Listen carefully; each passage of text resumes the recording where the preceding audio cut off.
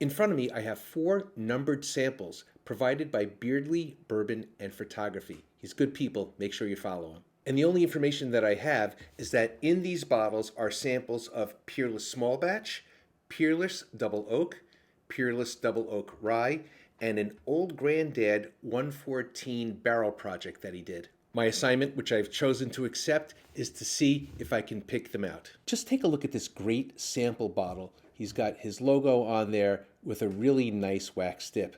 Almost ashamed to open them.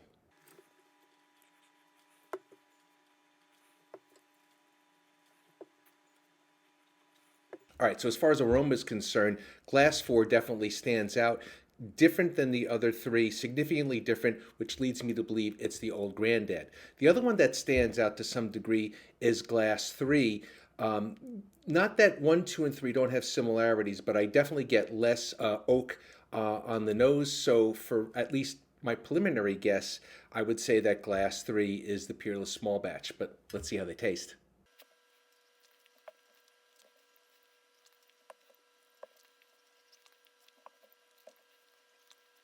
Not as easy as you might think. The only one that I've actually tasted before is the Peerless Small Batch, which I still think is glass number 3. So glass number 1 and glass number 2 are very tannic, but I definitely get more spice on glass number 2 than number 1. So I'm going to guess here that glass number 1 is the Peerless Double Oak, that number 2 is the Double Oak Rye, that number 3 is the Peerless Small Batch, and the number 4 is the Old Granddad. Now, what makes this a little bit more tricky is that it's not just your standard issue Old Granddad 114. It's this barrel project that Beardley did too, so it makes it a little bit more challenging. The thing that's throwing me off a bit is that I've had Peerless Small Batch before, and I remember it having a strong sort of cherry cola Dr. Pepper flavor. I'm not really getting that on any of these glasses. So I'm still pretty convinced that the 1 and 2, I'm pretty sure the double oaked Peerlesses, but I'm still a little bit torn between which one is the Peerless Small Batch, because both of these glasses are just oakier. I mean, they're all oaky, but both of these glasses are oakier than what I remember the Peerless Small Batch being. All right, I'm not ready to make a decision yet, and the more I smell and taste these, the more they start to smell and taste the same. So I was told that if you smell fresh coffee, it helps to remove some of that nose blind thing. So I gotta sniff some coffee for a few minutes here and come back and try them again. All right, now that I've run through them again, I'm going to make a little change. I still think that 1 and 2 are the most tannic, so I'm going to stick with saying number 1 is the Peerless Double Oak and number 2 is the Peerless Double Oak Rye. But going back again, I think the thing about Glass 4 that is the most different is that it has the mildest aroma. And being that the Peerless Small Batch was the only one that didn't go through some kind of double barreling process, I'm going to switch up and say that number 3 is the Old Granddad Barrel Project and that the number 4 is Peerless Small Batch. And that's what I think. So what does all of this mean?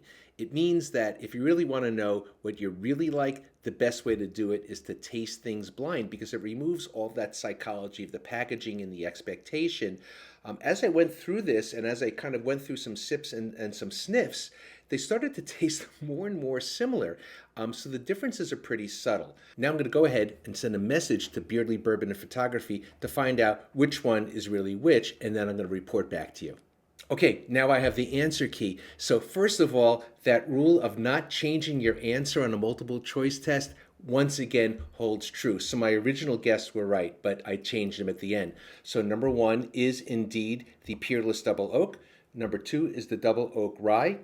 Number 3 is the Peerless Small Batch. And number 4 is the Old Granddad Barrel Project. So I reversed 3 and 4. Now I'll tell you, what makes this tricky is as you go through and you start to, at least for me anyways, I go through them and start to smell and taste them.